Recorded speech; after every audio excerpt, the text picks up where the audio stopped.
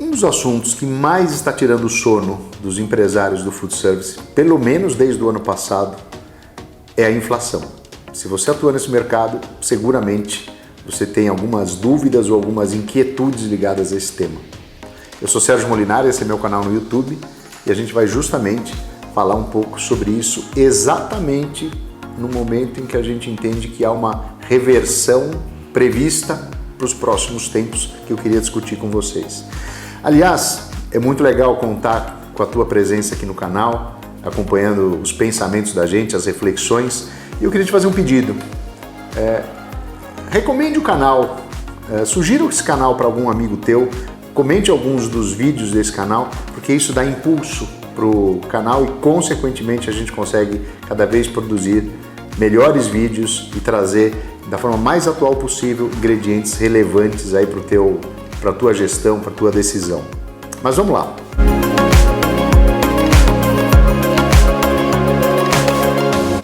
Primeiro semestre de 2022, a gente vivia, você vai lembrar disso se você já acompanha o canal, mas você viveu isso, a gente vivia uma situação bastante atípica, bastante geradora de insegurança sobre o que fazer, que era o tema de uma tremenda inflação durante alguns meses do primeiro semestre. E lembrando, a gente no período de março a junho do ano passado alcançou os maiores preços de todos os tempos de alimentos no mundo. Isso começou a acontecer logo que deflagrou ali a guerra na Ucrânia, e pelo índice da FAO, que é o órgão da ONU que lida com alimentação, pela primeira vez em todos os tempos, os preços de alimentos superaram naquele índice 150 pontos, chegou a 160 pontos. Depois de um pouquinho antes da pandemia, que a gente tinha índices abaixo da casa de 100 pontos. Ou seja, primeiro semestre do ano passado, a gente chegava a ter preços mundiais de alimentos na casa de 50% mais altos do que antes da pandemia. E isso, obviamente, causava uma tremenda preocupação sobre como que eu consigo ou não repassar esses preços dos ingredientes, das matérias-primas para os meus preços, ou como lidar com isso de uma forma a ganhar competitividade, ganhar produtividade, para não ter que repassar integralmente toda essa avalanche de ajustes. Então, esse era o nosso dilema no primeiro semestre de 2022, especialmente no período março a junho. Só que o que aconteceu? Vamos fazer um flashback do que aconteceu com os preços, e aí eu estou olhando indústria, canais de abastecimento e até mesmo os operadores. O que aconteceu é que era tão inevitável que esses custos fossem repassados para os preços ao longo da cadeia inteira, era tão universal o impacto desses custos de matéria-prima, que os custos foram repassados nos preços, com um requinte, com um detalhe absurdamente importante, que nem todo mundo percebeu. O que aconteceu naquele período? O conjunto das empresas, na sua grande parte, conseguiu repassar esses custos mantendo suas margens percentuais ou utilizando seus markups percentualmente em cima desses custos. Resultado, matemática pura. Resultado, custos mais altos levados para o preço de venda, com margens percentuais mantidas, igual aumento não só do preço de venda, óbvio, mas aumento da massa de margem produzida pelo setor. Então, se você tinha um preço que era 100 e a tua margem era 15, você tinha 15 de margem, 15 reais, 15 dinheiros. Se você ajustou esse preço de 100 para 120, mantendo os seus 15% de margem, a tua margem em reais não era mais aqueles 15, era 18. Ou seja, a tua massa de margem estava crescendo significativamente. Não só cobrindo custos, mas também gerando um excedente para poder suportar algumas outras inflações de despesas, de custo de folha de pagamento, de aluguéis e etc. Mas você gerava uma massa de margem maior.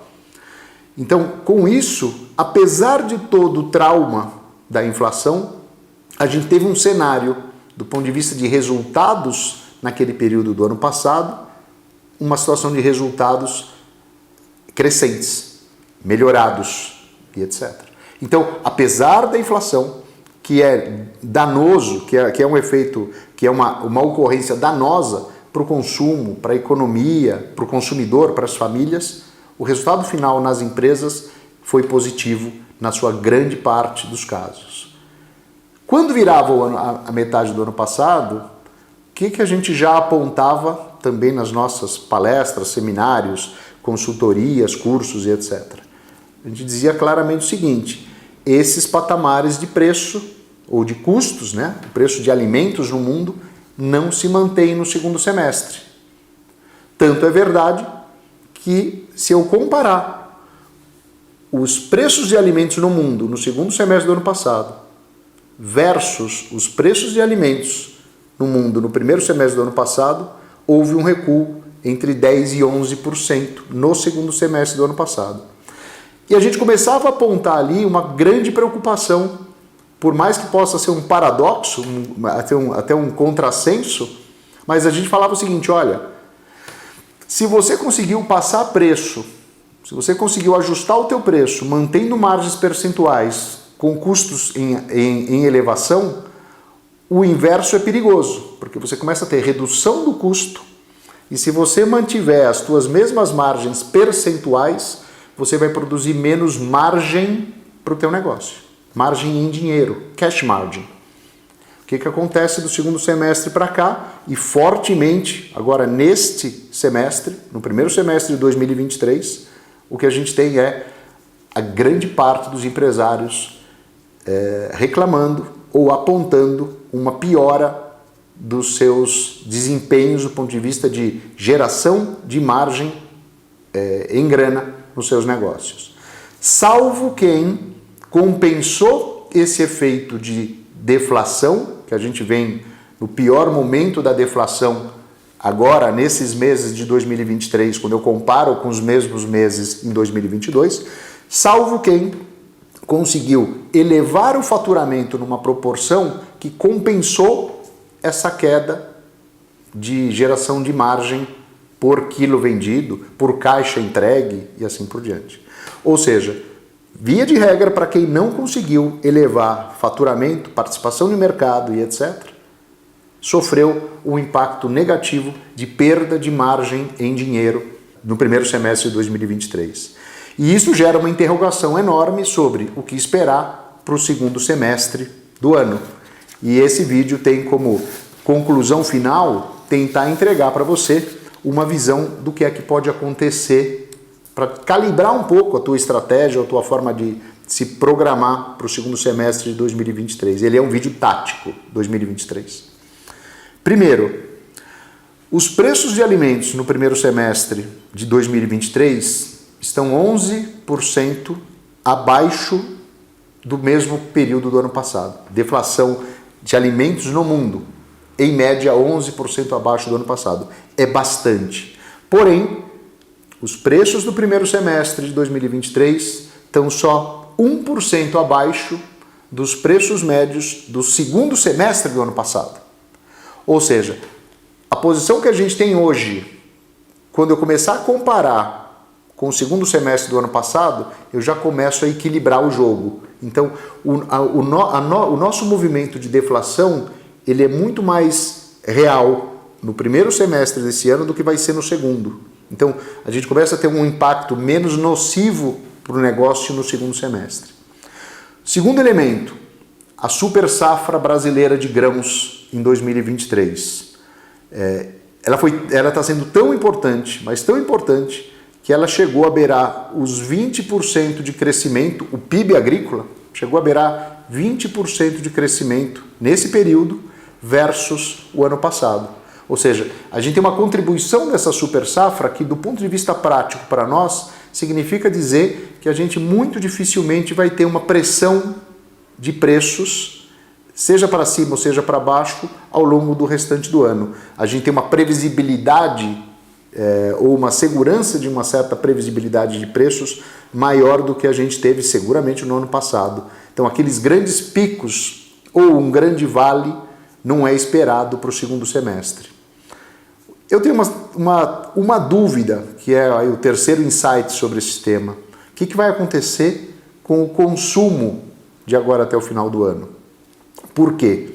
Porque o PIB está em recuperação, mas não é enorme o crescimento, especialmente do PIB de serviços e o consumo das famílias no Brasil, que impulsiona o nosso mercado de food service, o consumo no food service. Não é empolgante o que a gente vê nesse momento, é positivo, mas não é empolgante. E o conjunto do que acontece então com o PIB, emprego, que está abaixo da comparação com o ano passado, renda, que está acima da comparação do ano passado, ainda não permite a gente dizer o seguinte: consumo vai reaquecer no segundo semestre, consumo vai recuar no segundo semestre. E essa é uma variável super importante, por quê? Porque se o mercado trava, ou se a demanda fica mais contida no segundo semestre, a competitividade no mercado, tanto para os operadores, quanto para as indústrias, quanto para os canais de abastecimento, essa competitividade acaba obrigando a uma pressão de preço baixista. Se o mercado reage, né, na forma do emprego, da renda, da atividade econômica, do consumo das famílias, do setor de serviços em recuperação, se isso acontece, eu tenho um ambiente muito mais propício para que a gente não deprima preços, para que a gente não deprima margens, para conseguir obter faturamento e margem previsto para o ano. E isso traz um cenário melhor de recuperação. No final do dia, o pensamento da gente é, primeiro, o pior momento do ponto de vista de deflação de custos para o setor de food service, ele tende a se encerrar agora na virada do ano, na virada do semestre. Não quero gerar nenhuma sensação pior do que o previsto. Então, a gente deve ter uma inversão desse tema da deflação por volta da metade do ano de 2023. E a gente entende que a gente tem, do ponto de vista de custos, a gente tem algo parecido com o que a gente chama de uma estagflação, uma estagnação do movimento de queda ou de aumento de preços para o segundo semestre desse ano. Então a gente vai depender muito mais do quê? De como que vai estar a situação de mercado, a situação de demanda, para empurrar para cima ou para baixo a nossa pressão de preço e de margem. Não é um ano fácil, é um ano técnico. A gente tem que olhar com muito carinho para o nosso modelo de precificação, entre olhar margens percentuais e também margens em cash, para que a gente tenha decisões que preservem a nossa capacidade de gerar resultado. Espero que tenha sido útil. Deixa um comentário para mim sobre a tua opinião sobre esse assunto.